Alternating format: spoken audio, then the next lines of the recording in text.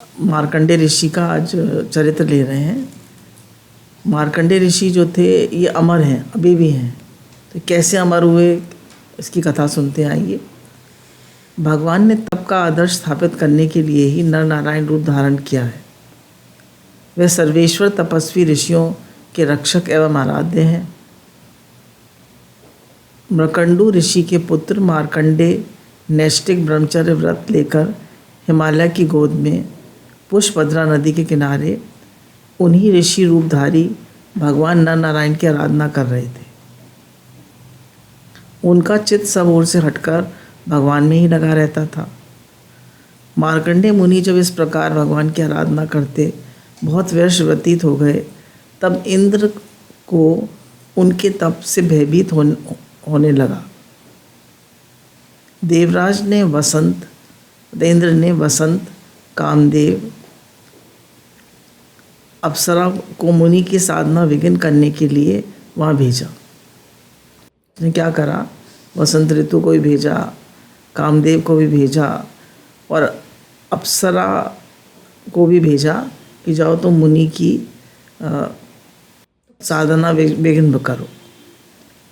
वसंत के प्रभाव से सब वृक्ष पुष्पित हो गए, कोकिल कूकने लगी, शीतल मंद सुगंधित वायु बहने लगी,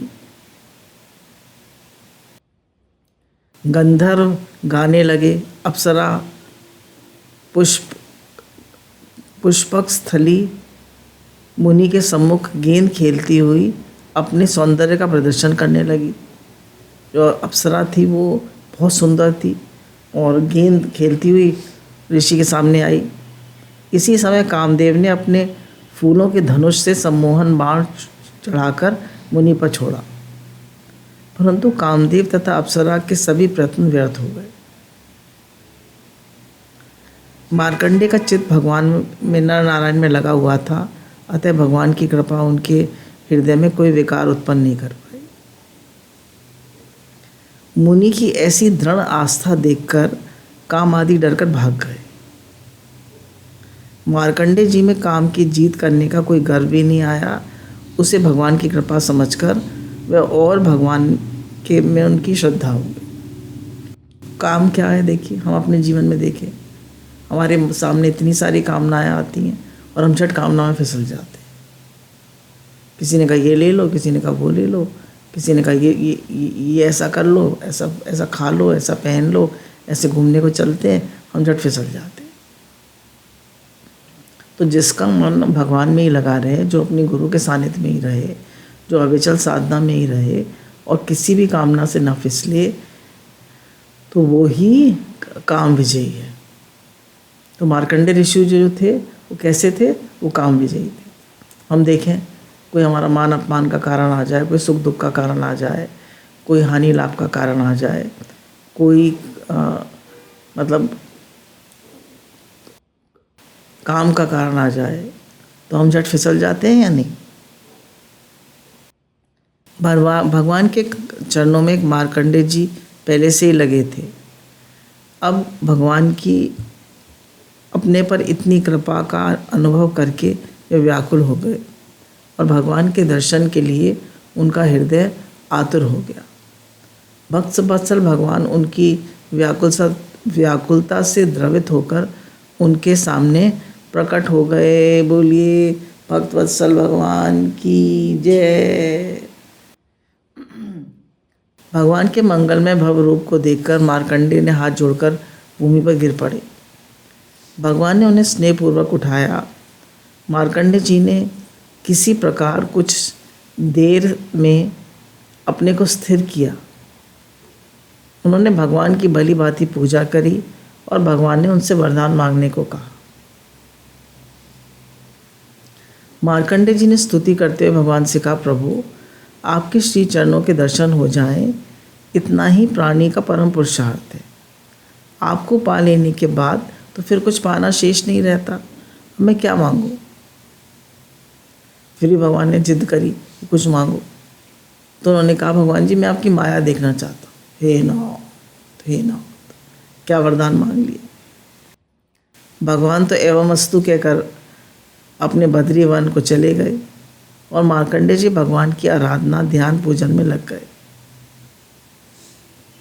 सहसा एक दिन ऋषि ने देखा कि दिशाओं को काले काले मेघों ने ढक लिया।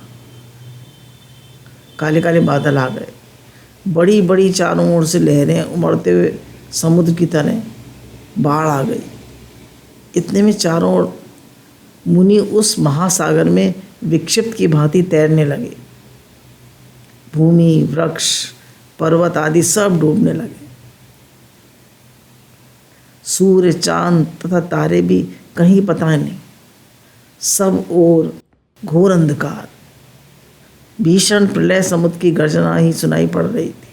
उस समुद्र में बड़े बड़ी भयंकर तरंगें कभी मुनि को यहाँ पटकती, कभी वहाँ पटकती। कभी मगरमच्छ उनको निकल जाते, फिर वो मगरमच्छ के मुंह से निकल आते। कभी मछली उनको निकल जाती बड़ी बड़ी, कभी फिर उनके मुंह से निकल जाते। उनकी हालत बिल्कुल ख़राब कर दी। जटाएं खुल गईं, बुद्धि विक्षिप्त हो गई, शरीर शिथिल हो गया। अंत में बहुत व्याकुल होकर उन्होंने भगवान का स्मरण किया और ये सब होते हुए युग बीत गए। भगवान का स्मरण करते ही मार्कंडेय जी ने देखा कि सामने एक बहुत बड़ा वट वृक्ष है, उस प्रलय समुद्र में खड़ा है। पूरे वृक्ष पर कोमल पत्ते भरे हुए। आश्चर्य से मुनि और समीप आ गए। उन्होंने देखा वट वृक्ष की ईशान कोण की शाखा पर पत्ते कुछ सट गए हैं और एक सुंदर सा दोना बन गया है। उस दोने में एक अद्भुत बहुत सुंदर बालक लेटा हुआ है। वह नव जलधर सुंदर श्याम है। वो भगवान श्री कृष्ण बाल रूप में है। बोलिए हमारे श्याम सुंदर के बाल रूप की जय। उसके कर एवं उनके हाथ और पैर लाल लाल हैं। उनके त्रिभुवन सौंदर्य मुख पर मंद मंद मुस्कान है। बड़े बड़े नेत्र प्रसन्नता से खिले हुए हैं, बड़ी बड़ी आँखें हैं। श्वास लेने से उनका त्रिवल्यभूषित पल्लव समान उदर तनिक तनिक उनका पेट जो है ऊपर नीचे होता है जब वो सांस लेते हैं। तो उस शिशु का शरीर तेज उस घोर अंधकार को दूर कर रहा है। शिशु अपने हाथों की सुंदर उंगलियों से और जो है ना वो अपने दाहिने हाथ की उंगलियों से पैर के अंगूठे को चूस रहा है। बच्चों को आपने देखा होगा ना कि एक हाथ से पकड़ के दूसरे पैर के अंगूठे के को चूसने लगते। मुनि को बड़ा आश्चर्य हुआ। उन्होंने उसको प्रणाम किया। उनकी सब थकावट बालक को देखकर दूर हो गई। भगवान के दर्शन हो जाए फिर क्या रहता है, सब थकावट दूर हो गई। वे उसको गोद में लेने के लिए ललायत हो उठे और उसके पास जा पहुँचे। पास पहुँचते उस शिशु के श्वास खिंचे हुए मुनि विवश होकर उसकी नासिका के छिद्र से उसके उदर में चले गए।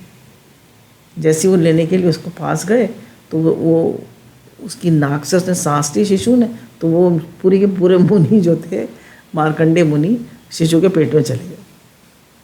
हे नाथ भगवान की माया भयंकर है, विलक्षण है। मार्कंडेय जी ने शिशु के उदर में पहुंचकर जो कुछ देखा उसका वर्णन नहीं हो सकता। वहाँ उन्होंने अनंत ब्रह्मांड देखा, वहाँ की विचित्र सृष्टि देखी। सूर्य, चंद्र, तारागण सब उन्हें दिखाई पड़े। उनको वहाँ समुद्र, नदी, सरोवर, वृक्ष, पर्वत आदि सहित पृथ्वी भी सभी प्राणियों से पूर्ण दिखाई पड़ी।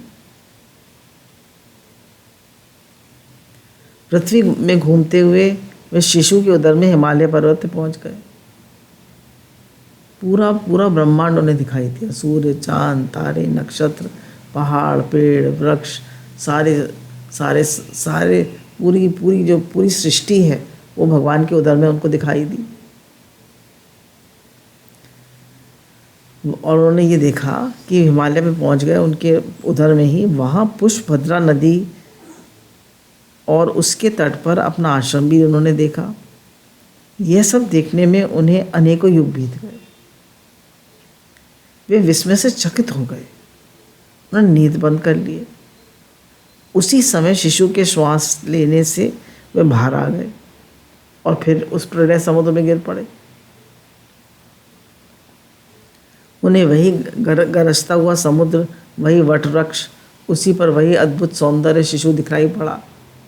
अब मुनि उस बालक से ही उस सब दृश्य रहस्य पूछना चाहा। जैसे ही वे पूछने का साहस किया, सब अदृश्य हो गया, सब गायब हो गया। मुनि ने देखा कि वे तो अपने आश्रम के पास पुष्पभद्रा नदी के तट पर संध्या करने को वैसे ही बैठे। वे शिशु, वे वटवृक्ष, वे प्रलय समुद्र आदि कुछ भी वहाँ नहीं है। भगवान की कृपा समझकर मुनि को बड़ा ही आनंद आया।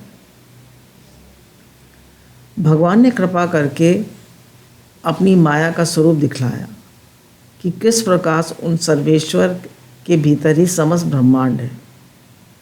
उन्हीं से सृष्टि का विस्तार होता है और फिर सृष्टि उन्हीं में लय हो जाती है।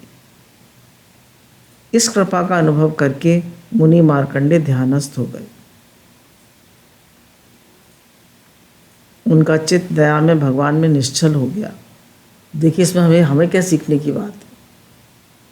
इसमें ये सीखने की बात है कि भगवान अगर हमको भगवान से हम मांगते रहते हैं ना, भगवान ये देना, भगवान वो देना, तो सुख, आराम, मान, बड़ाई, गाड़ी, पैसा, जितनी भी चीज़ें हैं सब भगवान की माया है।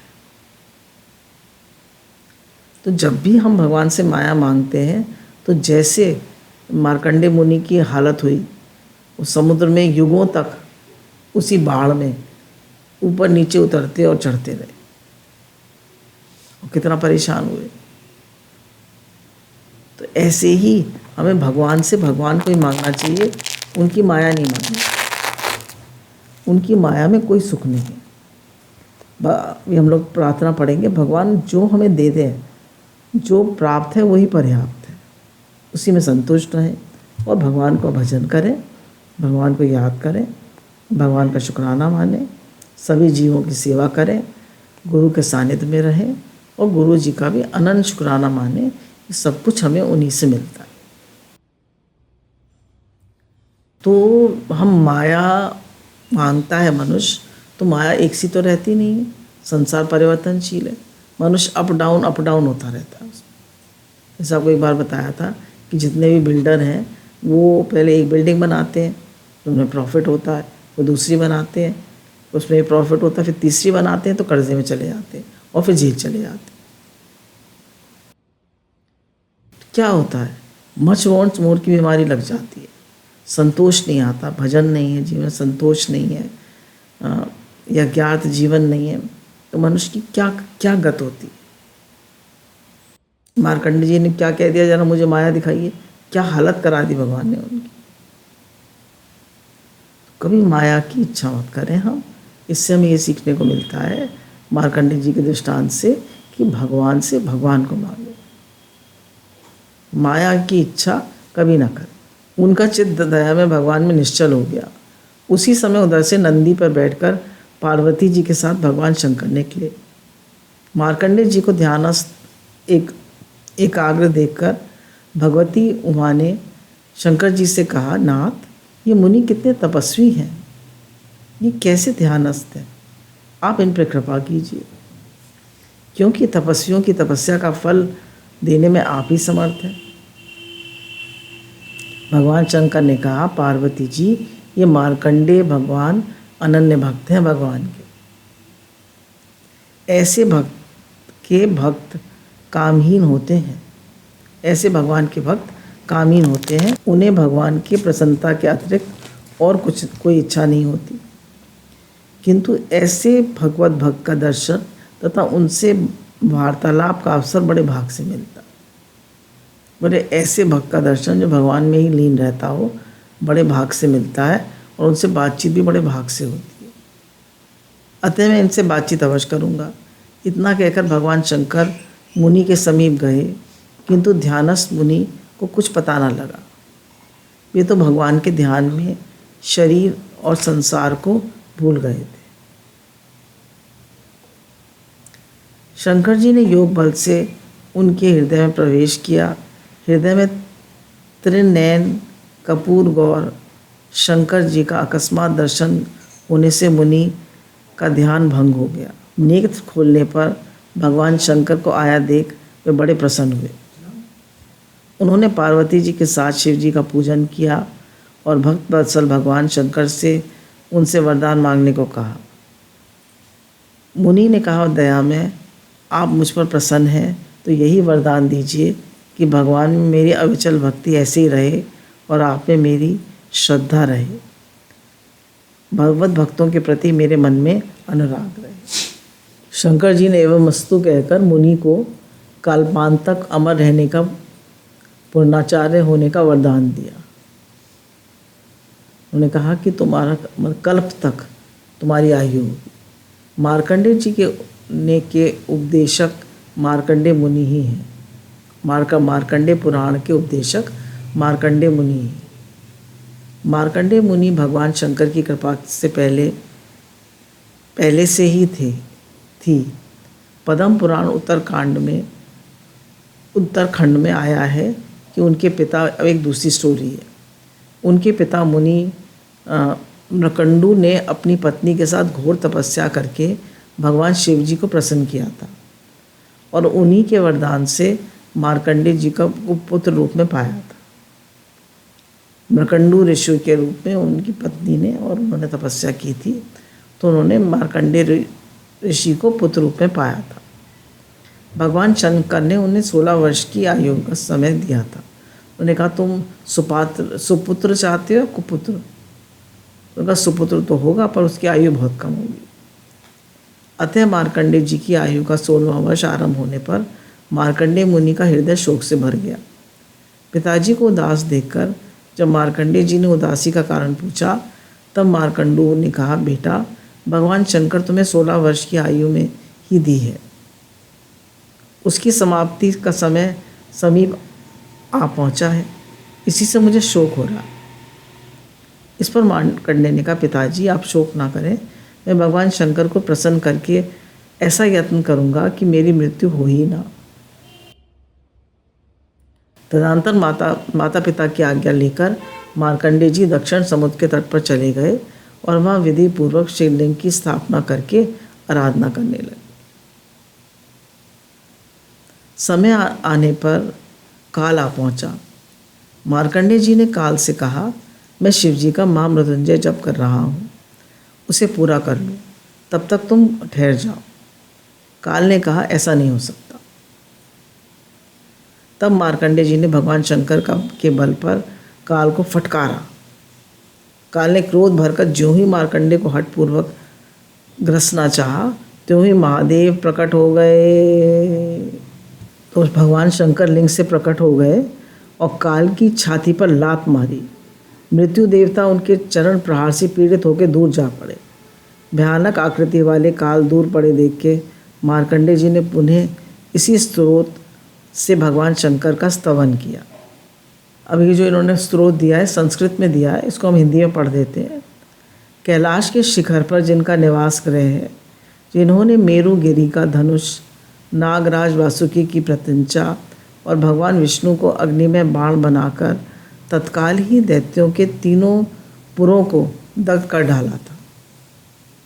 संपूर्ण देवता जिनके चरणों की वंदना करते हैं, उन भगवान चंद्रशेखर की मैं शरण लेता हूँ। यमराज मेरा क्या करेगा? जब हम भगवान की शरण ले लेते हैं तो यमराज हमारा क्या करेगा? मंदार, पारिजात, संतान, कल्पवृक्ष, परिचंदन, उन 5 दिव्य वृक्षों से पुष्पों से सुगंधित युगल चरण कमल वाले, जिनकी शोभा बढ़ाते हैं, जिन्होंने अपने ललाटवर्ती नेत्रों से प्रकट हुए आग की ज्वाला में कामदेव के शरीर को भस्म कर डाला था, जिनका श्री विग्रह सदा भस्म से विभूषित रहता है, जो भव सबकी उत्पत्ति का कारण होते हुए भी भव संसार की नाशक है तथा जिनका कभी विनाश नहीं होता, उन भगवान चंद्रशेखर की मैं शरण लेता हूँ। यमराज मेरा क्या करेगा। जो मतवाले नागराज मुख चरम की चादर ओढ़े परम मनोहर जान पड़ते हैं, ब्रह्मा और विष्णु भी जिनके चरण कमलों की पूजा करते हैं, तथा जो देवताओं और सिद्धों की नदी गंगा की तरंगों से भीगी हुई शीतल जटा धारण करते हैं, उन भगवान चंद्रशेखर की मैं शरण लेता हूँ। यमराज मेरा क्या करेगा। कुंडलनी मारे हुए सर्पराज जिनके कानों में कुंडल का काम देते हैं, वो वर्ष भर सवारी करते हैं, मतलब उसमें बैल पे। नारद आदि मुनीश्वर जिनके वैभव की स्तुति करते हैं, जो समस्त भुवनों के स्वामी हैं, अंधकार सुर का नाश करने वाले हैं, आश्रित जनों के लिए कल्पवृक्ष के समान है, यमराज को भी शांत करने वाले हैं, उन भगवान चंद्रशेखर की मैं शरण लेता हूँ। जो यक्षराज कुबेर के सखा हैं, भग देवताओं की आंखें फोड़ने वाले और सर्पों के भूषण धारण करने वाले हैं, जिनके श्री विग्रह के सुंदर वाम भाग को गिरिराज किशोरी उमा सुशोभित कर रखा है। लेफ्ट हैंड पे पार्वती जी बैठी है। कालकूट विष पीने के कारण जिनका उनका कंठ नीला है ना, तो उसी बात कह रहे हैं।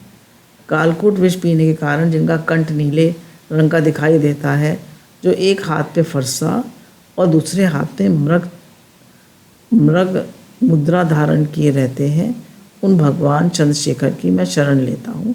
यमराज मेरा क्या करेगा। जो जन्म मरण के रोग से ग्रस्त पुरुषों के लिए औषध रूप है, हेल्थ डिपार्टमेंट शिव जी के पास है। तो बता रहे हैं, जो जन्म मरण रोग से ग्रसित हैं जो लोग, वो समस्त आपत्तियों का निवारण और दक्ष यज्ञ का विनाश करने वाले स्तव आदि तीनों गुणों जिनके स्वरूप हैं, उन त्रिनेत्र धारण करने वाले भोग और मोक्ष रूप फल देते हैं, तथा संपूर्ण पाप राशि का संहार करते हैं, उन भगवान चंद्रशेखर की मैं शरण लेता हूँ। यमराज मेरा क्या करेगा। जो भक्तों पे दया करने वाले हैं, अपनी पूजा करने वाले मनुष्य के लोग अक्षय निधि होते हुए भी जो स्वयं दिगंबर रहते हैं, जो स्वयं मतलब अपने भक्तों को तो सब दे देते हैं धन दान, और स्वयं दिगंबर रहते हैं, खाली मृग चरम लपेटते हैं।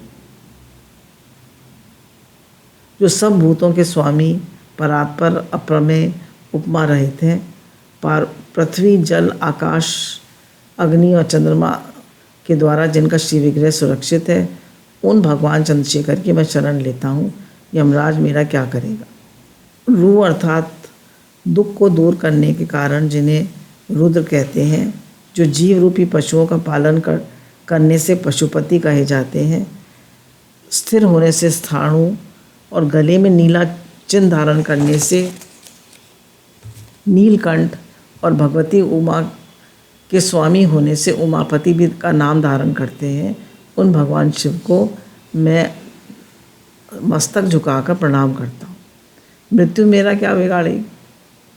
जिनके गले में काला दाग है, जो काल मूर्ति, काल अग्नि स्वरूप, काल के नाशक हैं, उन भगवान शिव को मैं मस्तक झुकाकर प्रणाम करता हूँ।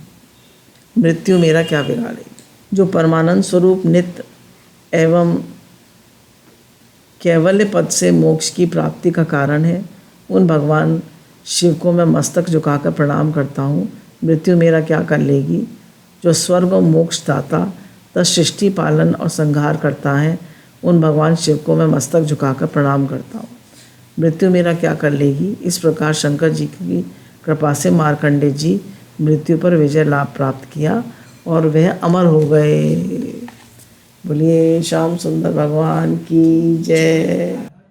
हर हर महादेव, हर हर महादेव। तो ये हमने देखा कि कैसे मार्कंडेय ऋषि ने माया का दर्शन भी किया, फिर वो उससे उपराम भी हो गए और अपने ध्यान में स्थित हो गए। तो जितना हम भजन करेंगे, सत्संग में रहेंगे, भजन ध्यान में रहेंगे और माया से बच के रहेंगे, उतने हम निश्चिंत, प्रसन्न और आराम से संसार सागर से पार हो जाएंगे। तो माया की कामना न करें, भगवान में मन लगाएं।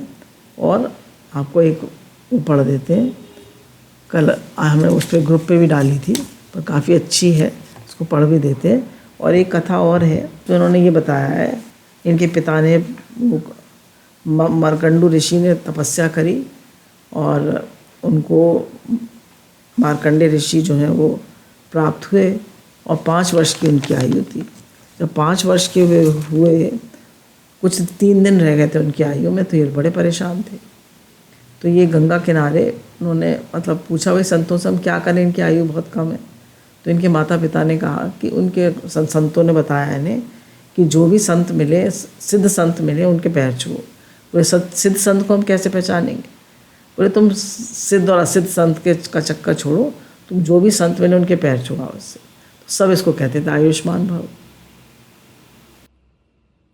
तो जब 3 दिन रह गए थे इनकी आयु के, 5 वर्ष हो गए थे, पूरे होने जा रहे थे, तो वहाँ से सप्तऋषि निकले। तो उनके पैर छुए, तो उन्होंने कहा आयुष्मान भव। तो उन्होंने उनको कहा कि वही तो 3 दिन रह गए। तो बोले हमारा वरदान तो झूठा नहीं हो सकता, क्या करें? तो वो उसको ब्रह्मा जी के पास ले गए। ब्रह्मा जी भी जब ले गए, तो उन्होंने सप्तऋषि ने भी उनको प्रणाम किया और बच्चे ने लेट के, मार्कंडेय ऋषि ने लेट के प्रणाम किया।